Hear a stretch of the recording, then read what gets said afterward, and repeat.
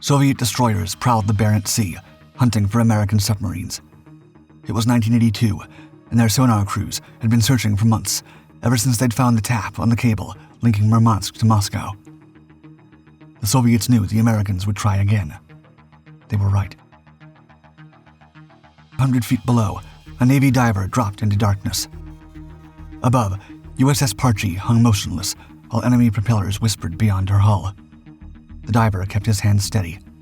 If they were found, there was nothing they could do. No torpedoes, no weapons, nowhere to run. He reached the cable by touch, locked the new tap in place, and waited. For a moment, there was only the hum of his umbilical and the beat of his pulse. Then a metallic ping cut through the dark. Sonar. Above, the sea began to move. In the early 1970s, the Cold War was shifting into the oceans. Nowhere was the tension sharper than along Russia's far eastern frontier. The Kamchatka Peninsula stretched into the Sea of Okhotsk, a remote frontier that held one of the Soviet Union's most vital naval bastions. From its bases, nuclear-armed submarines could slip beneath the ice and vanish into the Pacific. At the same time, the nearby port of Vladivostok positioned the Soviet Pacific Fleet to threaten Japan, China, and the Korean Peninsula. American intelligence soon uncovered something even more valuable in the area. The Soviets had laid a web of underwater communications cables along the sea floor, carrying secure traffic between Vladivostok, Kamchatka, and Moscow itself. It was a nervous system running straight into the Kremlin. If those cables could be tapped, the United States would no longer have to guess at Soviet naval intentions. However, the risks were immense. The Soviets regarded the Sea of Okhotsk as their own territorial waters, shielding it with sonar nets, acoustic sensors, and constant patrols. Any intrusion risked not just detection, but an international incident or worse. In addition to the obstacles related to the actual cables, the Soviet Navy often conducted drills in the region, further complicating efforts to infiltrate the area. Then, in March 1968, the Soviet submarine K-129 went down near Hawaii. Months later, USS Halibut returned with 22,000 photographs of the wreck. The feat convinced the CIA that deep-sea reconnaissance could shift the balance of the Cold War. The breakthrough came in 1971, when USS Halibut managed to plant a wiretap on the seabed itself. However, after the submarine's retirement, the CIA, NSA, and Navy were compelled to seek a younger, more capable successor. In June 1968, as Cold War tensions mounted, the Navy quietly ordered a new kind of submarine. Built at Ingalls Shipyard in Pascagoula, Mississippi, she would take shape under the iron discipline of Admiral Hyman G. Rickover, the uncompromising architect of America's nuclear fleet. She was the second submarine to carry the name Parche, taken from a small, brilliantly colored butterfly fish known for darting through coral reefs by turning on its side or even upside down, a fitting namesake for a boat destined to maneuver in places no submarine was meant to go. She was built as a Sturgeon-class attack submarine, the standard predator of America's Cold War fleet. Nearly 300 feet long, powered by a single S-5W nuclear reactor, and equipped with torpedoes, she was built to shadow Soviet submarines and operate under polar ice, serving as a workhorse of the Cold War's hidden war at sea. Despite this, she would not formally join the fleet until August 17, 1974, when Commander Dick Charles took command at her commissioning ceremony in Pascagoula. By 1976, command passed to Commander Jack Maurer, who took Parche west through the Panama Canal and up to Mare Island, California. 4 consecutive North Pacific deployments under classified CNO tasking earned Parche a Navy Unit Commendation, the highest award the Navy could bestow upon her. Behind this vague language lay missions almost certainly tied to Operation Ivy Bells that involved maintaining, recovering, or upgrading the Soviet cable taps off Kamchatka and testing new diver support and intercept systems in some of the most hostile waters on Earth. The natural next step came in 1978. Parche slipped beneath the frigid waters of the Sea of Okhotsk, edging into Soviet territorial seas where no American submarine had any right to be. Nearly 400 feet down, in pitch darkness, 2 divers eased out of her hull, searching for a Soviet lifeline of steel and copper, a 5-inch thick communication cable that carried the voice of Moscow straight to the Pacific Fleet. Inside the submarine, racks of wideband recorders waited, built to capture streams of traffic across multiple channels, each signal preserved for analysts half a world away. The haul of intercepted conversations was so rich it earned Parche another Navy unit commendation. By 1979, her orders sent her on one of the most dangerous submarine operations of the Cold War, slipping into the Barents Sea, the Soviet Navy's most jealously guarded waters. This was the most militarized stretch of ocean on Earth. Off the Kola Peninsula, the Red Banner Northern Fleet strongholds bristled with warships, patrols, and hydrophone nets. Parche's mission was to reach the undersea cables that carried the fleet's most guarded conversations. To get there, Maurer's crew set out sailing from San Francisco up past Alaska, threading through the shallow, treacherous waters of the Bering Strait, then pressing beneath the polar ice cap itself. Timing was everything. She would not sail until after President Carter met with Brezhnev at the June SALT II summit, creating a diplomatic calm before sending a submarine into the storm. For defense, Parche carried only a skeleton load of torpedoes. The rest of her space had been gutted to fit the specialized eavesdropping gear. Once in the Barents, she settled into a map trench as men in the control room watched screens and listened. Short-range sonars, low-light cameras, and towed sensor fish, torpedo-shaped devices loaded with imaging equipment, swept the seabed until a faint line emerged, the unmistakable shadow of the cable. Then the divers went out into almost 500 feet of black water, with comm tethers connecting them to the submarine and to the anxious voices on board. Once positioned, the pods could operate for months, quietly filling reel after reel with traffic until divers came back to change them. All the while, Soviet destroyers drummed overhead. Sonar speakers in the control room carried every beat of their propellers, so close that men swore they could count the turns. They hadn't been told how close to the fire they were. Only after the tap was planted did the men begin to realize they were within sight of Murmansk itself, so close the lens of a periscope might have caught the faces of people walking the shore. Parche began her withdrawal. Against all odds, she had done it. For her feat, Parche received the Presidential Unit citation. Each man got a certificate bearing the seal of the President and Jimmy Carter's signature. When the pods were recovered, the real work began. In secure vaults, technicians ran through the reels, pulling out voices, commands, and routine logs that revealed how prepared Soviet crews really were. Even as Washington celebrated, the walls of secrecy that protected those missions were already under threat. On January 14, 1980, a former NSA cryptanalyst named Ronald W. Pelton dialed the Soviet embassy in Washington. He told them he had, quote, very interesting information. Pelton had been a bit player in the secret world of signals intelligence until financial ruin drove him to desperation. He left the NSA in mid-1979, bankrupt and desperate. With nothing left to lose, he offered the Soviets the single greatest treasure he'd ever had, his memory. Among those secrets was Operation Ivy Bells, the submarine program that had tapped Soviet underwater cables in the Sea of Okhotsk. Pelton knew enough about the project to place the U.S. Navy's most daring surveillance operation at risk. The Okhotsk cable tap, dormant but still vulnerable, was fished up by the Soviets soon afterward. For U.S. admirals and intelligence chiefs, the discovery was a shock. If the Soviets tightened security, if they suspected their Barents cables were also compromised, then every future tap would be a hopelessly dangerous run. Yet the intelligence had been too valuable to abandon. The Navy had to double down with new equipment, new tactics, and new risks. In 1982, Parche set out on her boldest mission yet. Officially, it was billed as an endurance run, a record-breaking dive past the equator and around Cape Horn to test how long a submarine could survive underwater. Even the crew believed the cover story, bracing for 5 months beneath the sea. The truth was too dangerous to tell.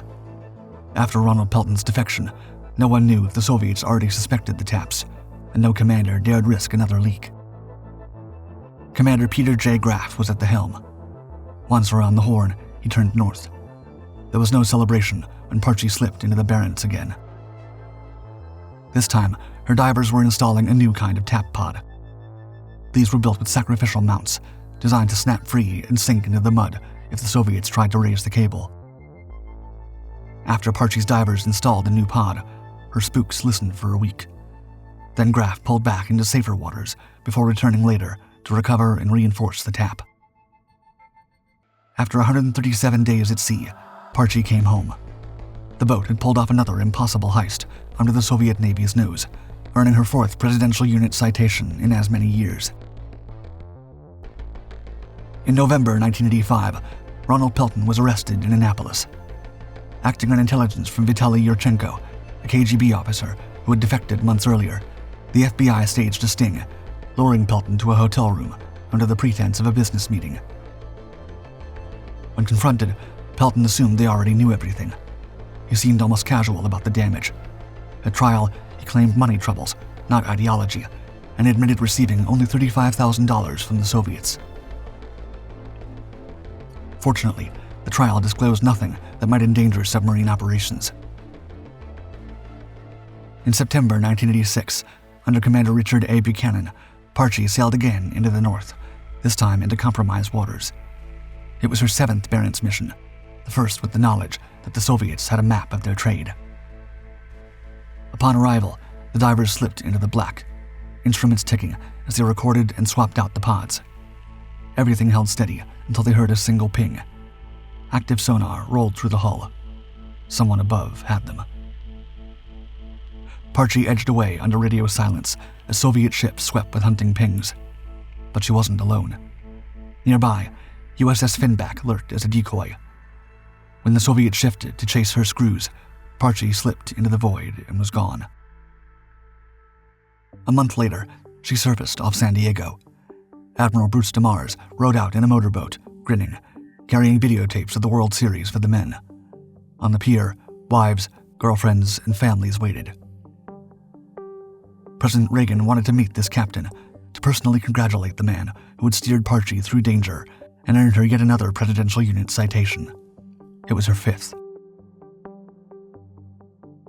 When analysts in Suitland unspooled the recordings Parche had delivered, those reels would later be hailed as the crown jewels of the Cold War. For the first time, U.S. officials had a direct window into the Soviet Navy's inner life. The intercepts overturned years of worst-case planning. Rather than preparing a first strike from the sea, Soviet leadership and fleet commands were obsessed with survivability, focused on concealing and protecting their ballistic missile submarines. That one revelation reshaped Washington's nuclear doctrine. Orders and timetables revealed when patrols would begin, which boats were deploying, and how they were routed, turning Soviet fleet schedules into valuable intelligence fodder for the Americans. Technical specialists mined the tapes for acoustic gold. Machinery hums, propeller thrum, the faint quirks of individual boats all became fingerprints for tracking Soviet submarines across oceans. Electronic analysts, meanwhile, studied changes in transmission formats and protocols, forcing the U.S. to keep upgrading its own recorders and pod designs. The traffic also confirmed missile tests, fleet exercises, and patrol launches, evidence analysts could use to verify or challenge what satellites and sensors had reported. Yet success carried its own risks. Moscow was modernizing its communications networks, hardening undersea cables, and tightening anti-submarine defenses. Each mission grew more hazardous, and each return to port came at greater cost to the boat and her crew. To keep doing it, and to survive in a world where every advantage was fleeting, she would need to be rebuilt for the next round of missions. Between 1987 and 1991, engineers sliced the boat open and inserted a 100-foot extension just forward of the sail. When she came back together, Parche measured 401 feet overall and displaced about 7,800 tons submerged. From the outside, the new section looked like the flat missile deck of a ballistic submarine. Inside, it was a mission bay, complete with extra berthing, racks of wideband recorders, specialized antennas, and ocean engineering systems. In effect, a floating signals intelligence laboratory. The overhaul also provided her with a suite of auxiliary navigation and maneuvering tools, including forward and upward-looking sonars, armored spotlights, and closed-circuit cameras designed for under-ice operations, which enabled the crew to see both the seabed and polar ice with unusual clarity.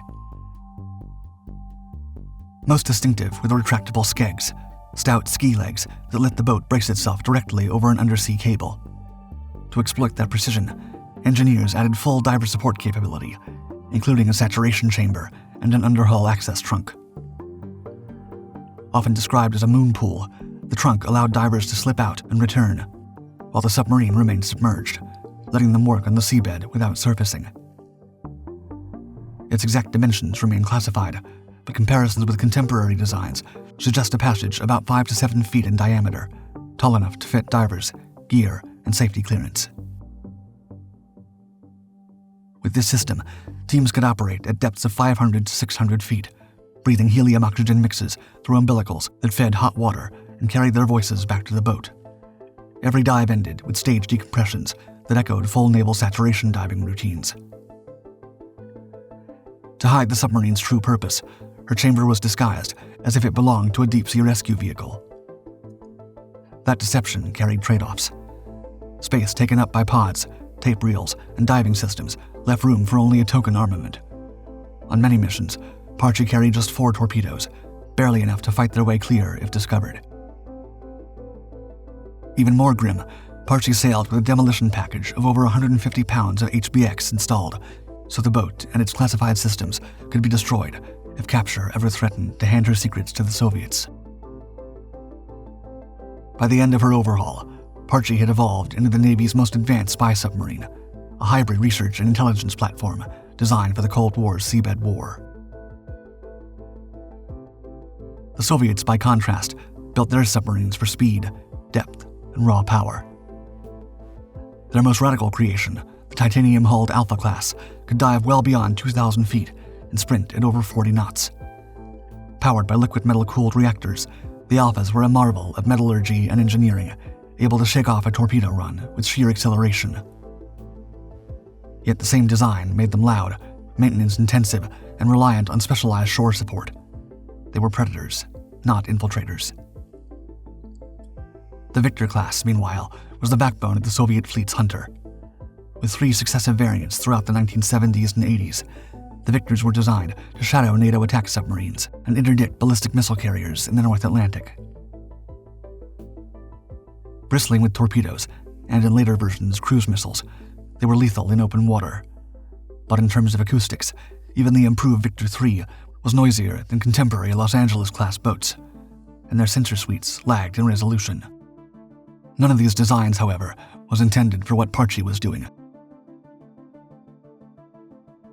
Instead of dueling Soviet submarines, Parche fought for fragments that could reveal the enemy's secrets more surely than any battle. Some of the riskiest operations she undertook after her refit were explained under the cover of missile debris recovery. After Soviet anti-ship missile tests, U.S. submarines and support vessels were dispatched to snatch fragments before Soviet trawlers could arrive. One prime target was the SSN-12 Sandbox, a supersonic cruise missile capable of being launched from both surface ships and submarines. Debris like its airframe panels, seeker housings, or guidance modules was scattered across the seabed. Boats like USS Parche slipped in under the cover of darkness. Recovered debris was flown under escort to the Naval Research Laboratory in Washington, D.C., where engineers and intelligence officers laid them out like forensic puzzles. The key discovery was that the Sandbox relied solely on radar-only terminal guidance. Until then, the U.S. Navy assumed a dual-mode seeker, splitting defenses between radar jamming and infrared decoys. Knowing the missile was radar-only allowed resources to be focused. The AN/SLQ-32 electronic warfare suite was recalibrated to jam the precise bands Soviet seekers used, while SRBOC chaff launchers were optimized to blind them at close range. These findings also informed the logic behind the Aegis combat system, refining the fleet's intercept solutions. Rumors stretch further. Some say that during the Third Taiwan Strait crisis in the 1990s, Parche slipped into the contested waters and recovered fragments of Chinese missile tests. The story goes that debris from DF-15 ballistic missiles, launched in intimidation drills toward Taiwan, was quietly lifted from the seabed and flown back to U.S. labs for analysis. As the new millennium dawned, Parche was nearing the end of her extraordinary career. Most of her Sturgeon-class sisters had already been retired, replaced by newer Los Angeles and Seawolf-class attack submarines. After more than 3 decades in service, she was finally withdrawn and replaced by USS Jimmy Carter, a heavily modified Seawolf with her own 100-foot hull extension. That space is widely believed to house unmanned underwater vehicles, remotely operated systems, and perhaps even compact manned submersibles. If Parche was the Cold War's wiretap specialist, Jimmy Carter became her sequel, built to hunt both Russian secrets and the digital arteries of a new century. Parche was decommissioned and scrapped in 2004. Only her sail was preserved, now standing on display in Bremerton, Washington. Across her career, she earned 9 Presidential Unit citations and a wall of decorations unmatched by any other American submarine, most of which are still classified information. Yet the irony remains. The Navy's most decorated boat never saw combat. She never fired a torpedo in anger, never exchanged depth charges in that cold dark. When pressed about her missions, her former commanding officer, Bruce E. Smith, could only offer the official line that Parche merely, quote, supported research and development in ocean engineering and enhanced submarine warfare capabilities in shallow waters. The crew doesn't resent keeping quiet. In fact, they take pride in how little of their work has ever been revealed. Her greatest weapon was silence, and in that silence, she won a war.